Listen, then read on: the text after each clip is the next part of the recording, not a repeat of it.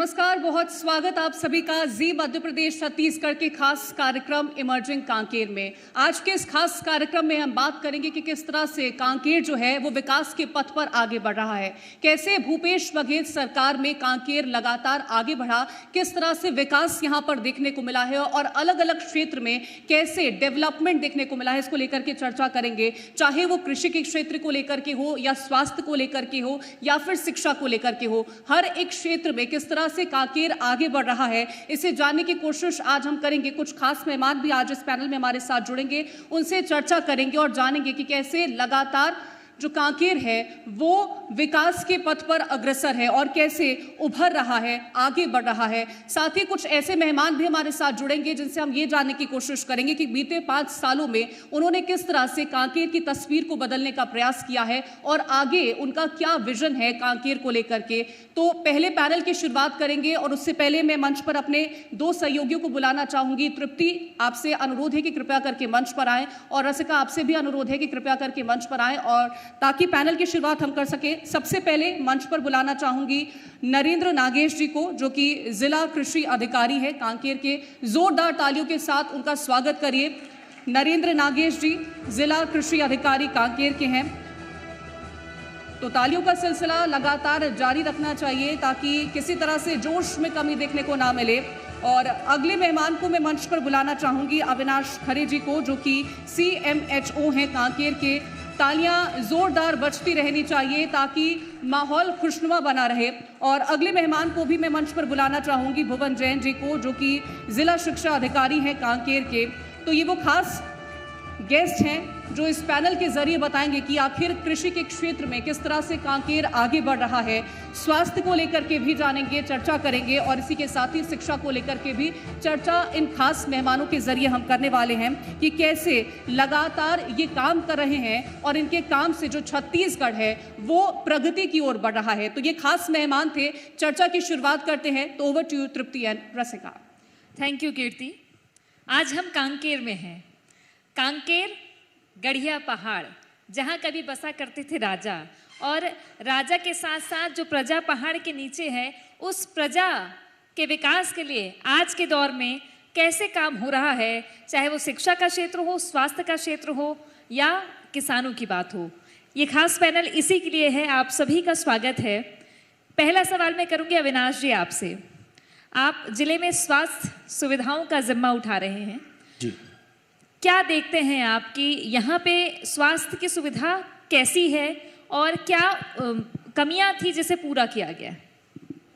मैं आप सभी को, कांकेर की जनता को भी ये बताना चाहूँगा जी न्यूज़ के माध्यम से कि विगत वर्षों की तुलना में इस समय कांकेर ज़िले में हमारे पास आधुनिकतम तकनीक की स्वास्थ्य सुविधाएँ भी आ चुकी हैं। जो हमारे ज़िले का जिला चिकित्सालय पहला जिला चिकित्सालय है पूरे राज्य का, जहाँ पर MRI की मशीन है, जिससे MRI की सुविधा जिले के लोगों को मिल रही है। CT स्कैन है, मेमोग्राफी है, सोनोग्राफी तो पहले से ही यहाँ पर हो रही थी। और 2 विकासखंड स्तर पर भी हम लोगों ने सोनोग्राफी की सुविधा और सीजेरियन सेक्शन की सुविधा प्रारंभ की है, जिनमें एक चरामा है और दूसरा भानु प्रतापपुर है। इसके साथ ही एक बहुत विशाल 50 बिस्तर का अस्पताल पखानजोर में प्रारंभ हो चुका है, MCH हॉस्पिटल, और भी सभी सामुदायिक स्वास्थ्य केंद्रों पर विभिन्न तरह की जो चिकित्सा सुविधाएं जो पहले उपलब्ध नहीं थी वो सारी उपलब्ध हैं। और मुख्यमंत्री हाट बाजार क्लिनिक योजना के बारे में भी बताना चाहूँगा कि उसके तहत लगभग 90 हाट बाज़ारों में हमारी टीम्स जो है लगातार जो है लोगों को स्वास्थ्य सेवाएं दे रही है। और इस मुख्यमंत्री हाट बाजार योजना में कांकेर जिला राज्य में प्रथम स्थान पर है। हमारे यहाँ लगभग 250 मरीज प्रति हाट बाजार का एवरेज फुटफॉल है OPD का, जो राज्य में नंबर 1 है, सबसे ज़्यादा है। एक दिन में 250 मरीज दिखाते हैं जी। एक हाट बाजार, एक घर, एक हाट बाजार, एक हाट बाजार में। हाँ। हफ्ते में 2 बार हाट बाजार लगता है। हाँ, हाट बाजार चिन्हांकित हाट बाजार है। 90 हाट बाजार पहले से ही चिन्हांकित हैं, जहाँ पर हमारी टीम जाती हैं, जिसमें विभिन्न तरह की आपका रक्त और इन सब का परीक्षण भी होता है। सभी तरह की दवाइयाँ दी जाती हैं। मलेरिया, डेंगू इन सब की जाँच होती है, BP शुगर इन सब की जाँच होती है और चिकित्सक के माध्यम से दवाइयाँ भी दी जा रही हैं। और यदि कोई गंभीर बीमारी का मरीज वहाँ पकड़ में आ रहा है तो उसको उच्च स्वास्थ्य संस्थान में हम लोग वहाँ से रिफ़र करते हैं। बहुत खूब। भुवन जी, अगला सवाल आपसे रहेगा। शिक्षा के क्षेत्र में आप जिले की जिम्मेदारी उठाए बैठे हैं। ये बताइए कि कांकेर में कितना शिक्षा के क्षेत्र में काम हुआ और सरकार ने ऐलान किया था कि कांकेर में 10 आत्मानंद इंग्लिश मीडियम स्कूल खोले जाएंगे, उसको लेकर काम कहाँ तक पहुँचा? जी, शिक्षा के क्षेत्र में कांकेर में हम जो जिला है वो एक बहुत बेहतर स्थिति में है। जिस आत्मानंद इंग्लिश मीडियम स्कूल की जो चर्चा हो रही वो 10 नहीं बल्कि 14 जो है इंग्लिश मीडियम स्कूल अभी आज के दिन में रनिंग में है। और उसी तरह से हिंदी मीडियम स्कूल हमारे 31 हमारे हिंदी मीडियम भी स्कूल है। तो आत्मानंद का स्कूल जो है योजना जो है वो जो छत्तीसगढ़ सरकार की एक बड़ी योजना है। मतलब इसमें हम लोग जितने भी जो गरीब तबके के थे या जो ग्रामीण थे वो हमारी जो स्कूल की जो स्ट्रेंथ है वो काफ़ी बढ़ गई। सरकारी स्कूल में जितने जो पढ़ते थे वो उनको जो है हम सारे बच्चे जो है वो हमारे इंग्लिश मीडियम में आना शुरू हो गया है। मतलब पढ़ रहा है कांकेर, बढ़ रहा है कांकेर। जी जी जी। अब बात कर लेते हैं किसानों की। नरेंद्र नागेश जी हमारे साथ में है, जिला कृषि अधिकारी।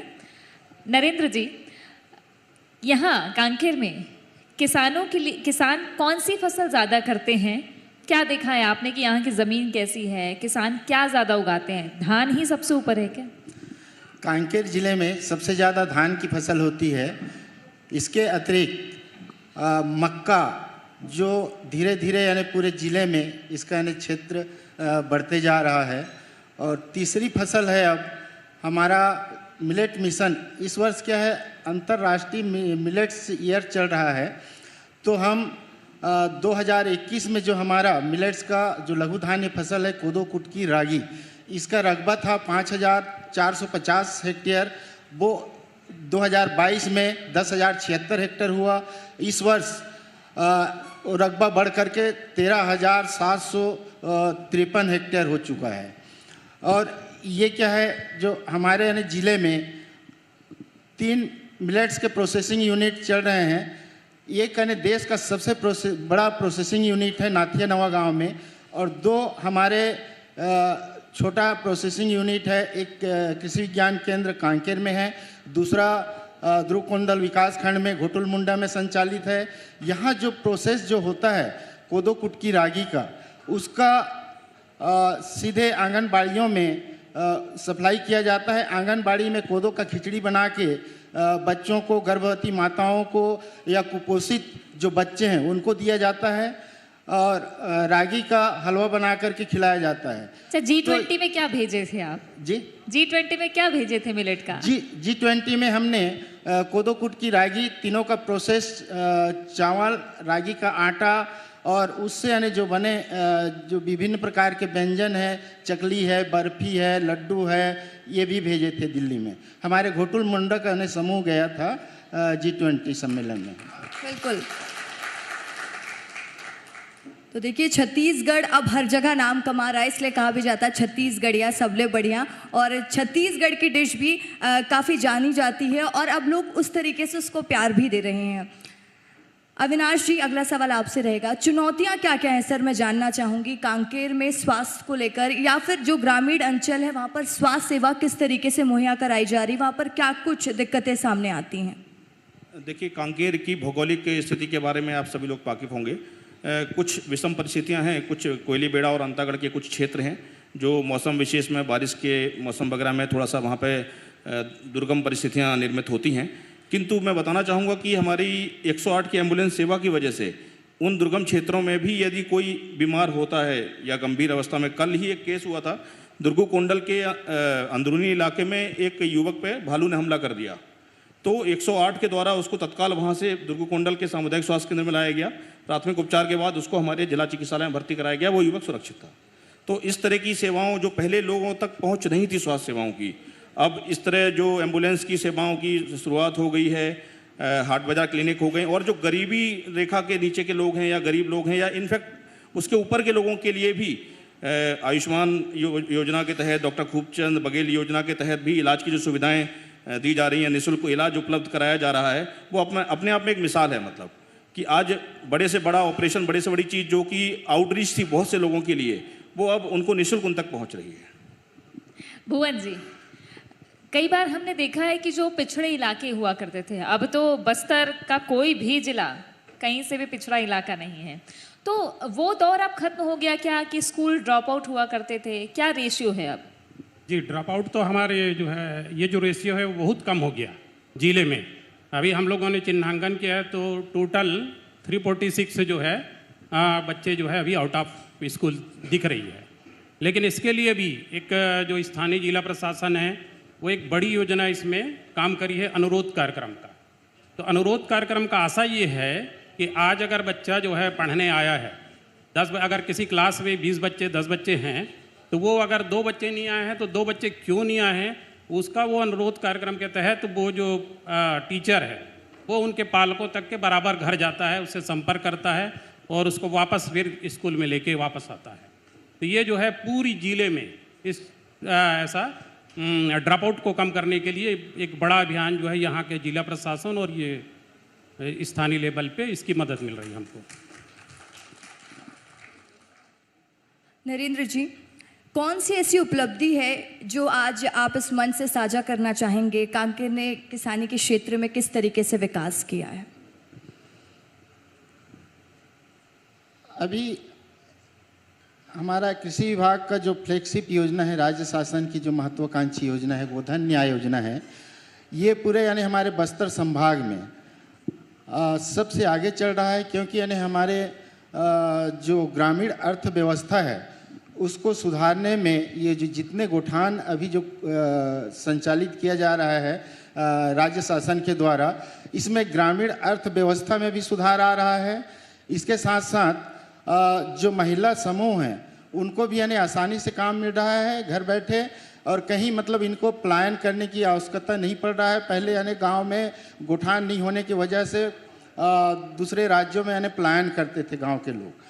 तो हमारे पूरे ज़िले में 417 गोठान संचालित हैं। इसमें 377 गोठान है हमारे ग्रामीण गोठान हैं और 12 गोठान हैं नगरी गोठान है, 28 गोठान आवर्ती चराई के वन क्षेत्र के गोठान हैं। इन गोठानों में लगभग हमने 3,85,000 कुंटल गोबर का क्रय किए हैं और इससे अभी तक हमने 94,000 कुंटल वर्मी कंपोस्ट और सुपर कंपोस्ट का निर्माण किए हैं और इसकी बिक्री हुआ है 87,000 सुपर कंपोस्ट और वर्मी कंपोस्ट का विक्रय हो चुका है। इससे हमारे यानी टोटल गोठानों को जो आमदनी हुआ है 8 करोड़ का सुपर कंपोस्ट वर्मी कंपोस्ट की बिक्री हो चुका है और हमारे जो स्व सहायता समूह हैं उनको 2 करोड़ का आमदनी हुआ है और हमारे जो गोठान समिति हैं उनको 4 करोड़ की आमदनी हुआ है। बताइए महिलाएं। ये कोरोना काल में भी बहुत हमारे गोठानों का अहम भूमिका रहा है, क्योंकि उन गोठानों में हमने प्रयास किया था अधिक से अधिक गोठानों में साग सब्जी का उत्पादन किया जाए, क्योंकि कहीं भी यानी गांव के लोग बाग इधर उधर जा नहीं सकते थे। तो कोरोना के समय में गांव में जिन गोठानों में हमारा सब्जी उत्पादन हुआ है उससे भी मतलब राहत बहुत से गांव वालों को मिली है। मतलब यहाँ की महिलाएं गोबर खरीद करके भी कमाई कर रही हैं, वर्मी कंपोस्ट बनाकर और उसे बेचकर भी कमाई कर रही हैं और सब्जी उगा करके भी बाड़ी में कमाई कर रही है। 2 करोड़ बताया, मतलब महिलाएं करोड़पति है। तो ताली होनी चाहिए कांकेर की महिलाओं के लिए। अविनाश जी, आपने बताया कि हाट बाजार में जो ओपीडी है उसका प्रदेश में सबसे ज़्यादा रिकॉर्ड कांकेर के पास है। तो मतलब ये माना जाए कि सीएचसी पीएचसी या किसी बड़े अस्पताल तक जाने की ज़्यादातर लोगों को ज़रूरत नहीं पड़ती होगी, क्योंकि हाट बाजार की एम्बुलेंस ही ज़्यादातर इलाज कर देती है, क्योंकि जांचें भी फ्री है, वहाँ दवाइयाँ भी फ्री है। इसके बारे में बताइए कि बड़े अस्पतालों में जाने की ज़रूरत कम पड़ती है, कितना रेशियो है इसका? जी बिल्कुल, मतलब मैं इसमें बताना चाहूँगा कि हमारे कार्यक्रम की टैगलाइन ही यही है, जो ना पहुँचे हम तक, हम पहुँचे उन तक। तो इसमें अभी तक करीब 12 लाख लोगों को इस सुविधा का लाभ मिल चुका है, जो उठा चुके हाट बाजार योजना का क्लिनिक का लाभ। और यदि हम ओपीडी की तुलना करेंगे तो चूंकि मौसमी बीमारियां ये सबको मिलाएं, अभी बीच में कोविड चला, कोविड के बाद फिर ये दौर चल रहा है अभी, तो अभी आज पिछले 3 महीने से देखा जाए तो मौसमी बीमारियों की वजह से ओपीडी तो सब जगह बहुत बड़ी हुई है। मतलब हमारे जिला चिकित्सालय की ओपीडी 600-700 जाती है, हमारे सीएचसी लेवल पे ही ओपीडी 250 से 300 जा रही है। कारण ये है कि लोगों में स्वास्थ्य के प्रति जागरूकता बढ़ी है। जब कोविड आया तो लोगों को नई नई चीज़ें पता चली, तो अब छोटी यदि कोई तकलीफ होती है तो वो तत्काल चिकित्सकीय परामर्श के लिए लोग घर से बाहर आते हैं और स्वास्थ्य केंद्रों में जाते हैं। और स्वास्थ्य केंद्रों तक लोगों की पहुंच भी बढ़ी है। पहले बहुत सारे क्षेत्र थे जहां पहुंचविहीन थे और वहां स्वास्थ्य केंद्र नहीं थे। आज हमारे कांकेर जिले में 294 स्वास्थ्य केंद्र हैं, जिसमें से करीब करीब 100 स्वास्थ्य केंद्र ऐसी जगह पर हैं जहां पर पहले ये सुविधाएं नहीं थी, और उन सभी को हेल्थ एंड वेलनेस सेंटर में भी कन्वर्ट किया गया है। और डॉक्टर खूबचंद बघेल स्वास्थ्य योजना, इन सब के तहत जो है निःशुल्क उपचार भी मिल रहा है। तो इसी वजह से जो है पहले की तुलना में अभी ओपीडी और आईपीडी दोनों की संख्या में बहुत बढ़ोतरी हुई है। बहुत खूब, यानी स्वास्थ्य के क्षेत्र में कांकेर विकास कर रहा है। भुवन जी, अगला सवाल आपसे रहेगा। 2023 के जो बोर्ड के परिणाम आए उसमें देखा गया कि इस बार जो रिजल्ट रहा वो 90% रहा। काफ़ी अच्छा रिजल्ट रहा। एक बार जोरदार तालियां हो जाए। कांकेर के बच्चों ने अच्छा प्रदर्शन किया। कांकेर के लिहाज से सर, इसको आप किस तरीके से देखते हैं कि शिक्षा के क्षेत्र में कांकेर किस तरीके से आगे बढ़ रहा है, क्योंकि इस बार बोर्ड परिणाम बता रहे हैं? जी, इस बार का जो बोर्ड परिणाम है हमारा 10th का जो है 92 रहा और 12th का 91 रहा। और मैं बताऊं आपको, मेरे जो 289 हाई स्कूल है उसमें से 100 स्कूल ऐसे थे जिनके 100% आया, और 189 जो बचा हमारा 189 का भी रिजल्ट जो है 90% रहा। तो इस तरह से 10वीं और 12वीं आपको, मतलब हमारे जो बच्चे 8000 बच्चे हैं मेरे 10th में, तो उसमें 4636 बच्चे जो है वो जो है उनकी रिजल्ट जो है 90% से ऊपर है। अच्छा, और 12वीं के बाद आप कोचिंग भी दे रहे हैं ना फ्री जी में? जी, 12वीं में क्या सुविधा, कैसे जाएं बच्चे, कांकेर के बच्चे इसके उस कोचिंग के लिए? सुविधा के लिए एक व्यापक कार्य योजना बनी। उस कार्य योजना को जो है हमारा जो जिला प्रशासन है वो नाम दिया हमर लक्ष्य करके। उस हमर लक्ष्य का जो नाम में हम लोगों ने कुछ उद्देश्य बनाए कि हमारा जो है वो स्कूल का रिजल्ट 100% कैसे हो, और ओवरऑल हमारा जो प्रदेश में रिजल्ट कैसा बढ़े, बच्चों के जो है उपस्थिति कैसे कम हो, और ज़्यादा से ज़्यादा हमको जो है जो प्रतियोगी परीक्षा होती है, नीट है, जेई है, इसमें हम कैसे बच्चों को क्वालिफाई कराएं। तो इसको सबको मिला के एक योजना बनी, और उसको कार्य योजना को यहाँ का जिला प्रशासन है वो नाम दिया हमर लक्ष्य, और उसी लक्ष्य के हिसाब से हम आगे बढ़े। मतलब तो, हमारा लक्ष्य ला पाना है, कांकेर ला आगू बढ़ाना है। जी हाँ? जी, जी। अब सवाल मैं कर लेती हूँ आपसे, नरेंद्र जी। मिलेट मिशन चूंकि अब अंतर्राष्ट्रीय लेवल पर है, भारत भी अपने मिलेट के जो उत्पाद है उसको लेके काफ़ी फेमस है, तो कांकेर में इस मिशन को कैसे आगे बढ़ाया गया, किसानों को कैसे सहयोग मिल रहा है, क्या काम इस मिशन को लेकर कर रहे हैं आप लोग? हमने इस योजना के तहत किसानों को बीज उपलब्ध कराए हैं, और हमारे गोठान से उनको, क्योंकि यानी इसका पूरा जैविक खेती करवा रहे हैं, हमने वर्मी कंपोस्ट उपलब्ध करवाए हैं उनको, कोदो, कुटकी, रागी, ये तीनों फसल का बीज इतने हमारे ज़िले में मिलेट्स के अंतर्गत क्रॉप जो किसानों के द्वारा लिया जाता है, और इसके दिनों दिन रकबे में विस्तार होते जा रहा है। इसके रकबे में विस्तार होने का मुख्य कारण है इसका राज्य शासन के द्वारा समर्थन मूल्य घोषित कर दिया गया है। कुटकी का है 3100 रुपया कुंटल प्रति कुंटल, और कोदो का है 3000 रुपये कुंटल। इसी तरीके से रागी का है 3578 रुपया प्रति कुंटल समर्थन मूल्य। तो समर्थन मूल्य जब मिला किसानों को, क्योंकि परंपरागत तरीके से यहाँ तो कोदो, कुटकी, रागी का खेती यहाँ किसान करते आ रहे थे, लेकिन इसका एकाएक रकबा घट चुका था। घटने का कारण है क्योंकि इसका कोदो, कुटकी, रागी को मार्केट नहीं मिल पा रहा था, औने पौने दाम में बिक जाता था जी।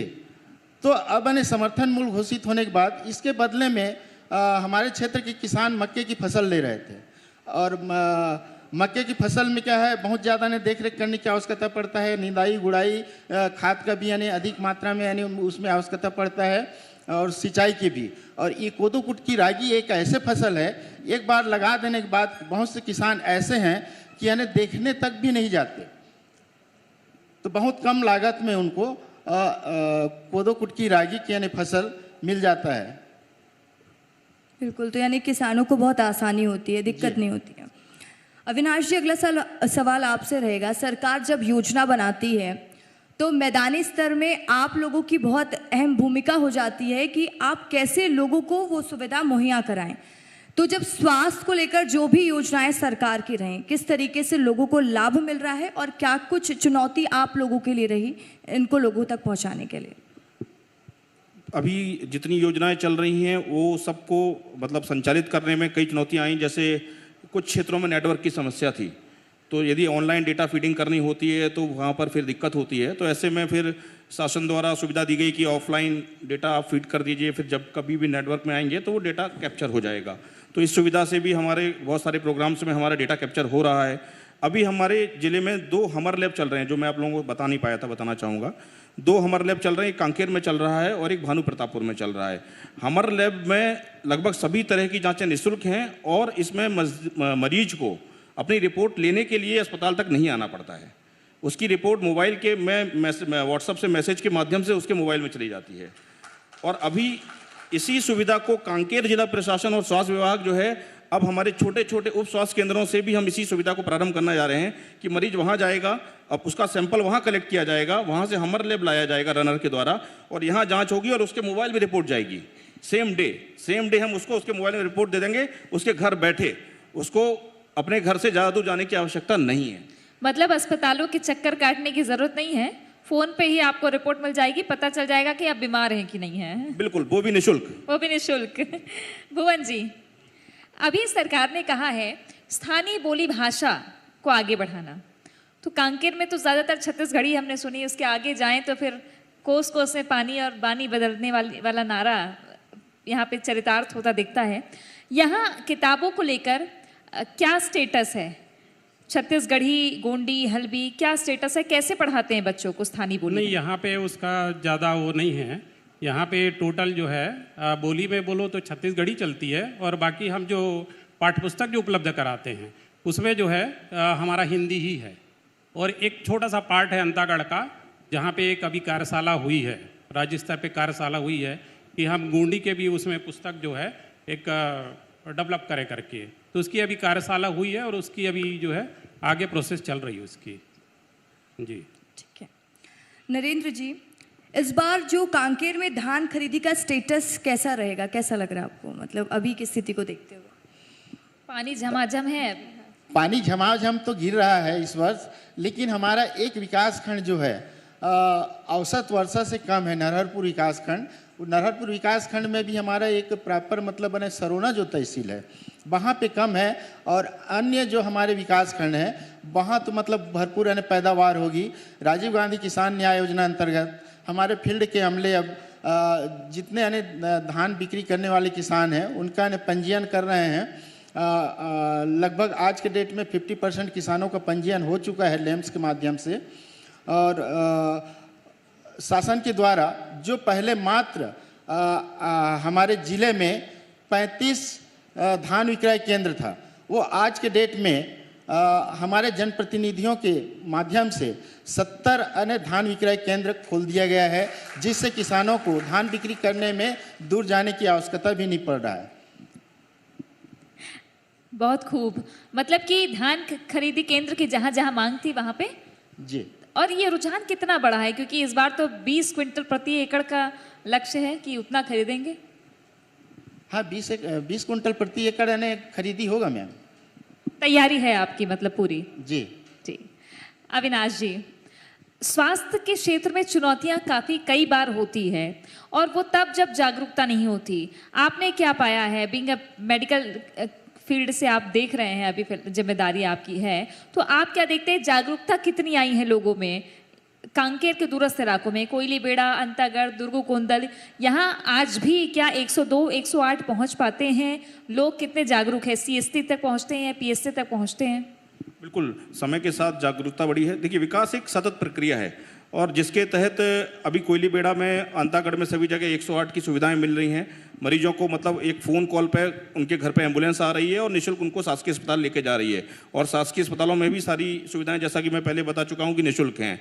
इसमें मैं एक चीज़ और बताना चाहूँगा कि डॉक्टर खूबचंद बघेल योजना और आयुष्मान भारत योजना के तहत कांकेर जिले ने 91% मतलब विषम परिस्थितियों के बावजूद, नेटवर्क या और भी जो समस्याएं आती हैं उनके बावजूद, हमने 91% लोगों का आयुष्मान कार्ड बना दिया है यहाँ पर। 91%। और इसमें हाँ, इसमें भी कांकेर जिला राज्य में प्रथम है। मतलब 5 लाख मुफ्त इलाज की गारंटी। जी, 5 लाख मुफ्त इलाज के कारण, और उसमें से अभी तक 1,38,000 लोगों को इस योजना का लाभ मिला है और करीब 93 करोड़ रुपए का उन लोगों को एक मॉनेटरी बेनिफिट हुआ है, जो कि उनका पैसा बचा है, वो 93 करोड़ रुपए। तो जी बहुत खूब। मतलब स्वास्थ्य, शिक्षा और अन्नदाता, ये तीनों क्षेत्र में बखूबी योजनाओं के तहत काम हो रहा है। बहुत शुक्रिया आप तीनों का हमारे साथ चर्चा करने के लिए, लेकिन आपसे अनुरोध है कि आप मंच पर बने रहिएगा। Over to you Rasika. Thank you Tripti, बहुत बहुत धन्यवाद आप तीनों का। मैं रिक्वेस्ट करूंगी जी मध्य प्रदेश छत्तीसगढ़ के एडिटर मोहित सिन्हा जी से कि वो मंच पर आए। आज इस मंच को और भी खूबसूरत और भी कामयाब बनाने के लिए 3 गेस्ट हमारे साथ मौजूद रहे, जिनसे हमने जाना कि कांकेर की तस्वीर शिक्षा के क्षेत्र में कैसे बदल रही है, स्वास्थ्य के क्षेत्र में कैसे बदल रही है। तो मंच में हमारे साथ मौजूद हैं मोहित सिन्हा जी। मैं उनसे रिक्वेस्ट करूंगी कि हमारे गेस्ट को सम्मानित करें। नरेंद्र नागेश, जिला कृषि अधिकारी कांकेर, जोरदार तालियां हो जाएं। अविनाश खरे, CMHO कांकेर। तो तालियां बजती रहनी चाहिए, क्योंकि देखिए सरकार योजना बनाती है, यही वो लोग हैं लगातार काम करते हैं और वो काम पूरा करते हैं और साथ ही आप लोगों तक योजना का लाभ पहुंचाते हैं। भुवन जैन, जिला शिक्षा अधिकारी कांकेर, जोरदार तालियां इनके लिए भी।